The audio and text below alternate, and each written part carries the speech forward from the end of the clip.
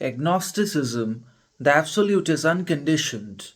The agnostics, Hamilton, Mansell, and Herbert Spencer, maintain that the absolute is the unconditioned and non relative reality which transcends all conditions and relations, and which is above and beyond the world of conditioned, related, and limited things and beings. So, the agnostics, Hamilton, Mansell, and Herbert Spencer, believe and maintained that the absolute is beyond all conditions and relations, and it is above the world of the limited beings and things.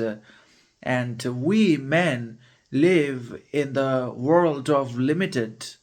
Our world is limited, and we are limited as well because we have been created by the Absolute or the Infinite, who is God Himself. So, only the God or the Absolute is the unconditioned, the absolute and non relative being or reality, and His world is unlimited as well. But the world that He has created for man is limited and finite in space and time, and therefore He is beyond and above our world, the world of limited things and beings. The Absolute is a self existent and self complete reality which has no relation to anything within or without it. So, the Absolute or the God is a self existent and self complete reality. The Absolute is such a state or such a being which is self existent and self complete. And it has no relation to anything within or without it. So, the Absolute is such a being which has no relation to anything outside of itself, and it has no relation within itself either. So, it's a supremely independent reality which is independent of itself and of any other thing beyond itself existing in the universe, and it has created the world in which we live and which is limited. It is unconditioned, unrelated, and transcendent. So the Absolute is unconditioned, unrelated, and transcendent. The Absolute is beyond conditions, relations, and thus transcendent. It goes beyond the realities of finite things and beings and becomes transcendent. It has no relation to the empirical world and finite spirits.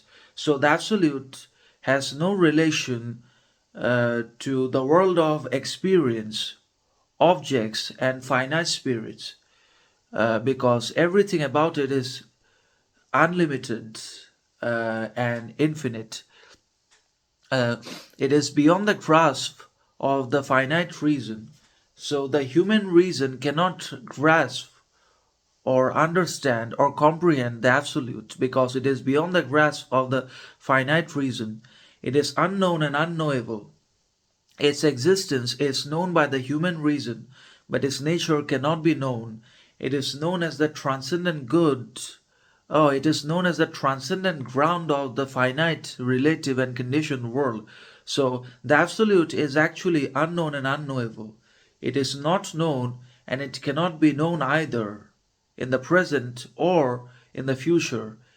The existence of the Absolute is known by the human reason, but its nature cannot be known. So we know or we can know that the Absolute exists by our reason, but we can never know its nature. It is known as the transcendent ground of the finite, relative, and conditioned world. So everything that is finite and limited exists because of the unconditioned absolute reality and being, and the absolute being is actually the foundation and the ground of everything that is finite, relative, and conditioned. So, the Absolute is known as the transcendent ground of the finite, relative, and conditioned world. This agnostic conception of the world is not philosophically sound, but this agnostic conception or thought of the absolute is not philosophically sound.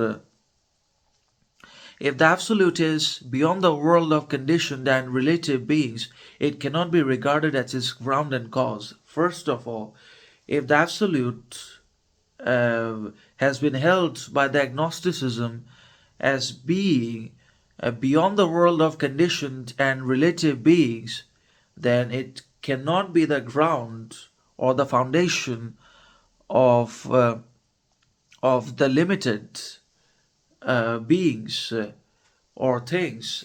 So the limited things and beings cannot have the absolute as its ground, because the absolute is already beyond the world of conditioned and relative beings. The absolute is unconditioned, unlimited, and non-relative, and therefore it cannot be the ground of the limited and the relative.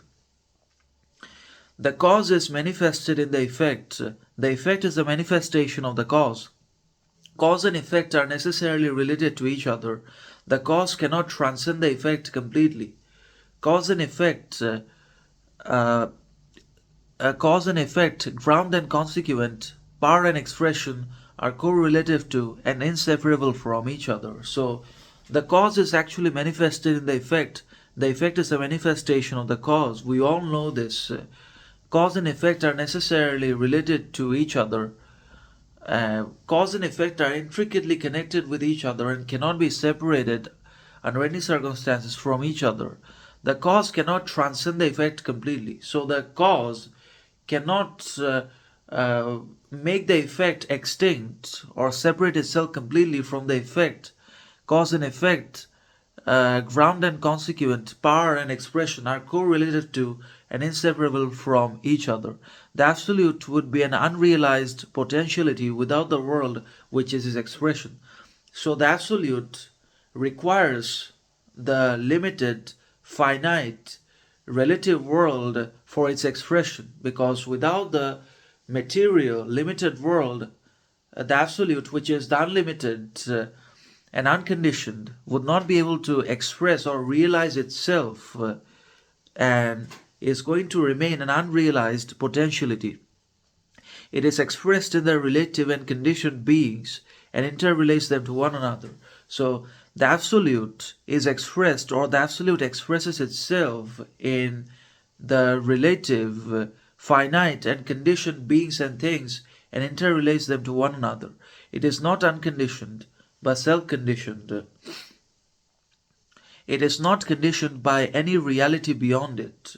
So the absolute is limited to itself and is not beyond itself, but it is conditioned by its own nature. It is infinite and as such expressed in finite objects and minds. The absolute is conditioned by itself, by its own nature, but it is conditioned by its own nature. It is actually infinite and as such expressed in finite objects and minds. The absolute is infinite and therefore is expressed, and it needs to express itself in finite objects, minds, and conditioned, limited beings and things. The absolute is not non-relational, but necessarily related to finite things and minds within itself to realize the infinite powers and spiritual wealth. The absolute is not non-relational, but it is necessarily related to, the absolute is necessarily related to finite things and minds, finite, conditioned, and limited beings and things are absolutely important for the existence and the realization of the absolute. Otherwise, it is going to be remained as an unrealized potentiality of infinite powers and spiritual wealth. It is related to them which are its expressions.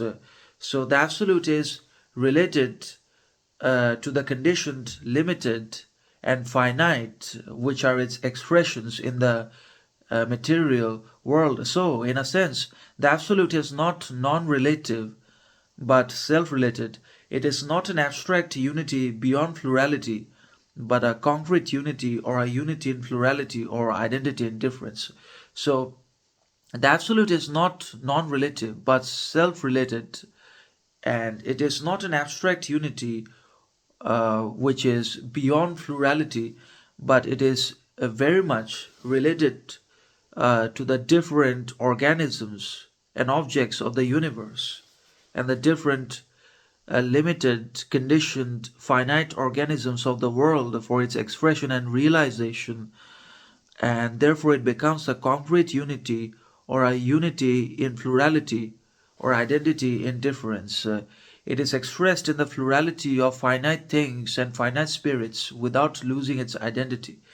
The absolute is not transcendent only, but transcendent and immanent both. So the absolute is both transcendent and immanent at the same time.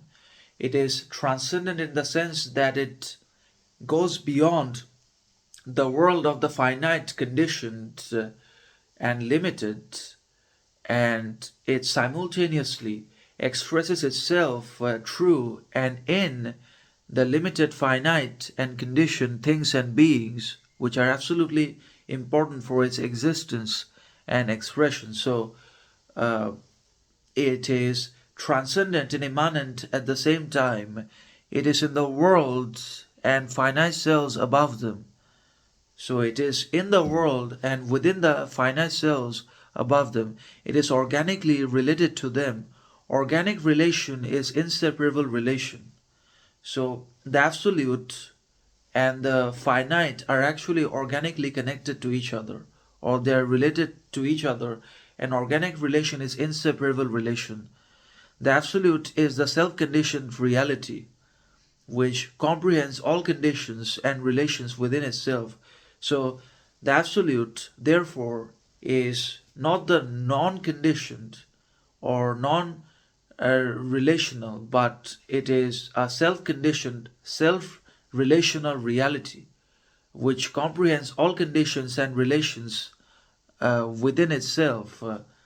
And the absolute comprehends and understands all conditions and relations within itself without dependence on anything external to it, but it is dependent on the limited beings and things of the world which are conditioned and finite for its expression. So the absolute has to express itself and realize its potential and infinite spiritual wealth through the finite, limited, and conditioned beings and things which exist in the world of man.